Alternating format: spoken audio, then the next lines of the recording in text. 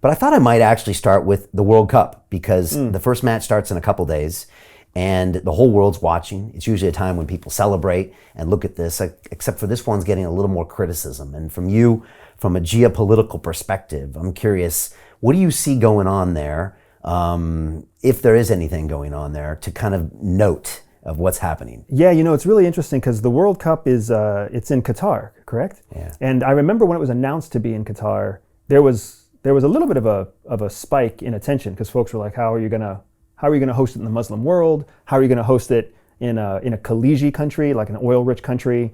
There was a lot of questions when it first came out, and it's really fascinating. Football as it's properly known, soccer as it's known in the United States, is this phenomenon that is so important to most of the world and basically unknown in many ways to the United States, specifically where I'm from.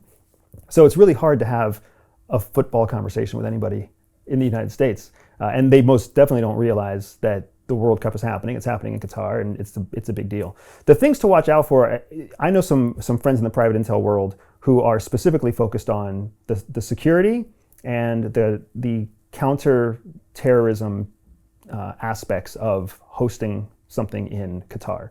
You've got the Sunni Shia issues with that. You've got the world politics issues with that. You've got geopolitics because who gets to play, who doesn't get to play.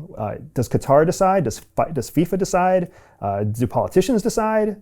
It's a challenging situation. But at the same time, the way I tend to look at any kind of sporting event is that sporting events are designed to be an escape from the noise, right? It's a chance for us to just put sportsmanship first instead of showmanship.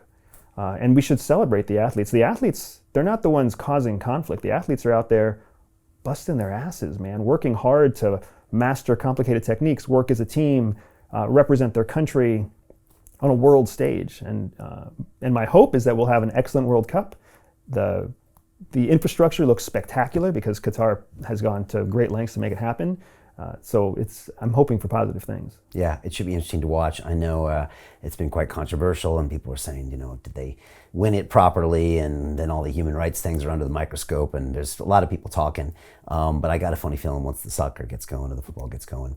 Hey, it's Brian Rose, founder of the DeFi Academy. I've told you my 4-week crypto bootcamp is amazing, but don't take my word for it. This is what my students are saying. The DeFi Academy was an amazing experience for me. It took me totally out of my comfort zone. In this course, I was challenged, I was held accountable, and pushed to do things that honestly weren't always easy. It's been phenomenal, and I can't believe we're already up on our 4 weeks. It has flown by. Going through this DeFi accelerator by far was one of the best courses I've taken. You do this course, you really get into the nitty-gritty of the activities that will make you comfortable with decentralized finance. Thank you so much to Brian and everyone at London Real and the DeFi Academy for even putting together an amazing course like this. Anybody else that wants to do it, please sign up.